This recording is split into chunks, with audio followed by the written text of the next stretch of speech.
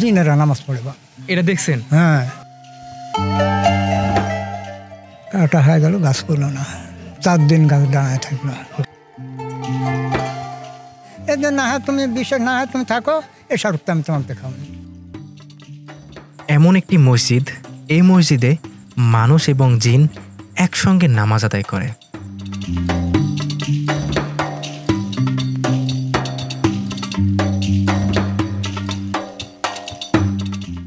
আমি এই মুহূর্তে যে মসজিদটির সামনে দাঁড়িয়ে আছি, এটি দুর্গাপুর উপজেলার আমগ্রামে অবস্থিত এক প্রাচীন ঐতিহাসিক মসজিদ। এই মসজিদটি লোকে মুখে প্রচলিত আছে যে এই মসজিদও একসময় নাকি এক রাতের মধ্যে তৈরি হয়েছিল।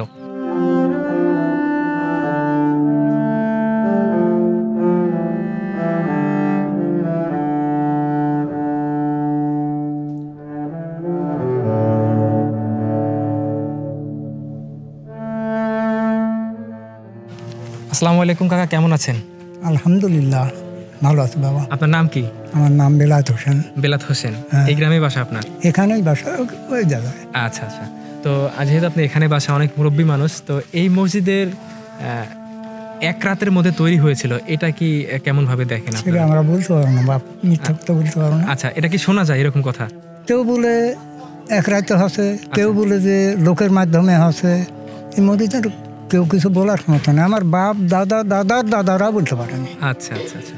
তো এই মসজিদের বয়স কেমন হতে পারে আনুমানিক আপনার? আনুমানিক 5-এর নিচে না, 6-এর দিকে চলে যায়। 500 থেকে 600 বছর। হ্যাঁ। আচ্ছা, এই মসজিদের পাশে একটা তেঁতুল গাছ নাকি গাছ যেন ছিল? এই জায়গার দক্ষিণ পাশে ছিল। এটা কাটা নিয়ে কিছু সমস্যা ছিল? হ্যাঁ, সমস্যা ছিল। এটা গ্রামবাসীর মধ্যে প্রভাব পড়ছিল, এটা কি কি হয়েছিল জানা আছে? গাছটা বিক্রি হয়েছিল ওই ভূমিকম্পে, একটা গুম্মদের ওয়াল ফাটে গেছিল। আচ্ছা, এই কাজ করার জন্য পাড়াটা তো গরিব পাড়া। আচ্ছা আচ্ছা। এখন টাকা পয়সার খুব সমস্যা হয়ে গেল, সবাই বসে বলা হলো যে কিন্তু গাছটা বিক্রি করা হোক। আচ্ছা, সেই সময় ওই গাছের দাম 80,000 টাকা। 80,000 টাকা। ওই গাছ বিক্রি করে মনে করেন মন্ডল পরিবার সবাই অসুস্থ, এক রাতের মধ্যে সবাই অসুস্থ হয়ে মারা যাচ্ছিল, এরকম অবস্থা। আবার ওখানে যে ব্যাপারে কিনেছে, রাজশাহী চুরি ফ্যাক্টরির ব্যাপার কিনেছিল। আচ্ছা, ওরাও সবাই মরি অবস্থা। এখন ওরাও এখানে টাকা ফেরত দিতে আসতেছে, এরাও ও গাছ ফেরত দিতে যাচ্ছে। আচ্ছা আচ্ছা আচ্ছা। তারপর এখানে এইভাবে যায়, দেখা হয় ওই গাছ আর 1 বছর কাটা হয় না, 1 বছর পরে ওই ইন্ডিয়া গেল সচিন পীর সাহেবের ওখানে খাদানের কাছে বলে সেই গাছ কাটতে দিল। গাছ কাটতে এপার ওপার কাটা হয়ে গেল, গাছ পড়লো না, 4 দিন গাছ দাঁড়ায় থাকলো। গাছ কাটার পরও দাঁড়া থাকলো 4 দিন। ও বাবা। 4 দিন পরে গভীর রাত্রে গাছটা পড়ে গেল। গাছটা পড়ে গেল ঠিক এই কর্নারে, বিকট শব্দ হয়, বিকট শব্দ হয়। এই পর্যন্তই এই কাহিনী গাছের আর মসজিদের এই কাহিনী।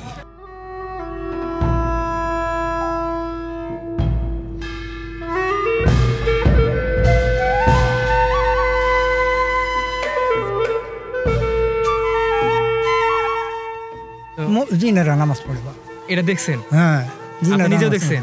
এদের না হয় তুমি বিশ্বাস না হয় তুমি থাকো, এ শর্তে আমি তোমাকে দেখাবো। ও বাপ রে, খুব পরিচিত হয়ে গেছে এখানকার জিন। এখানকার মানুষে কিচ্ছু বলে না? না, কিছু না, খুব ভালো জিনেরা। আচ্ছা আচ্ছা। মানে আমি অনেক বছর, আজ থেকে প্রায় 3-4 বছর আগে আসছিলাম এই জায়গাতে। মানে তখন মসজিদটা আরও সুন্দর ছিল, গোছানো ছিল, এখনও ওইভাবেই আছে, তবে আগে থেকে যত্ন একটু কম আছে। তো তখনও গল্প শুনছিলাম যে এরকম যে এই আপনার তেঁতুল গাছ নিয়ে অনেক কিছু হয়েছে। আবার হচ্ছে মানুষ যখন রাত্রে নামাজ পড়তে আসে, এশার নামাজ, ফজরের নামাজ, তখন বিভিন্ন ধরনের কিছু দেখা যায়, এখনো দেখা যায়। কেউ কেউ ভয় পালা চলে যায়, আমি পালাই না, আমি বলি যে আমি নামাজ পড়তে আসি, এই মসজিদের ঘরে খেদমত করি। আচ্ছা আচ্ছা, খেদমত করি। মানে আপনি এই মসজিদের দায়িত্বে আছেন? এই দায়িত্বেই আছেন। যাক, আলহামদুলিল্লাহ। কত বছর ধরে আছেন আপনি? আমি বেশি দিন ধরে নাই বাবা, এর আগে আমি 8-9 বছর ছিল। আচ্ছা। থাকার পরে আমার পাড়ার একটা মুরব্বী লোক, খুব গরিব, আচ্ছা আচ্ছা, ওনাকে দিয়ে দিল, দিয়ে ওই 9 বছর পর মারা গেল। আচ্ছা, মারা যাওয়ার পর আমি এখন ঢুকেছি। এখন আপনি আছেন?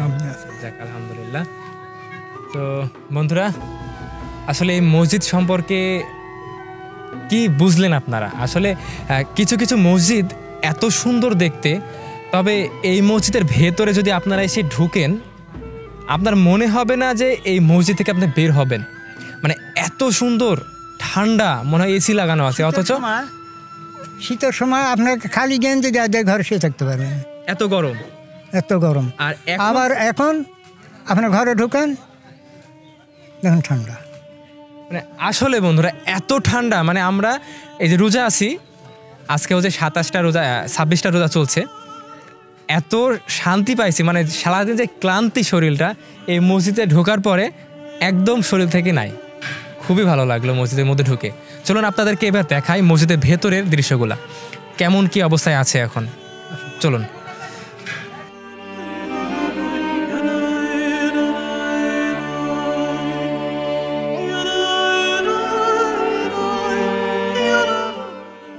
তো বন্ধুরা আমি এখন এই মসজিদের ভেতরের দিকে আসছি, আর আমার দাদুর কাছে জিজ্ঞাসা করি যে মসজিদের কোন অংশ ফেটেছিল। উত্তর অংশ, এই অংশ। হ্যাঁ, ফাটার পরে এখন মেরামত করা হয়েছে। মেরামত করা হয়েছে। আচ্ছা, এই যে গম্বুজগুলো আছে, এই গম্বুজগুলোর মধ্যে কি কোনো লোহা বা কিছু দেওয়া আছে? না, কিচ্ছু নাই, কিচ্ছু দেওয়া নাই। না, কি ধাতু দিয়ে তৈরি করেছে আল্লাহ পাক সেই জানে। আচ্ছা আচ্ছা। তো বন্ধুরা ভেতরের দিকে আপনাদের কিছু ভিডিও দেখাই, যে ভেতরের কি জায়গাগুলো দেখান।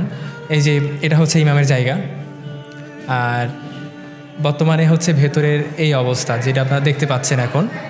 মানে আসলে মসজিদের ভেতরে ঢোকার পরে আপনার মনেই হবে না এটা আধুনিক কোনো ছোঁয়া আছে মসজিদের মধ্যে। এটা বোঝাই যায় মসজিদের মধ্যে ঢুকলে যে এটা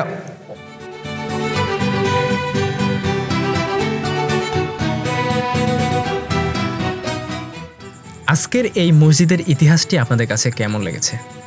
যদি ভালো লাগে অবশ্যই আমার এই ছোট্ট ইউটিউব চ্যানেলটিকে সাবস্ক্রাইব এবং ফেসবুক পেজটিকে ফলো দিয়ে সাথে থাকবেন। দেখা হচ্ছে নতুন কোনো ভিডিও নিয়ে। সেই পর্যন্ত ভালো থাকবেন, আমার জন্য দোয়া করবেন। খোদা হাফেজ।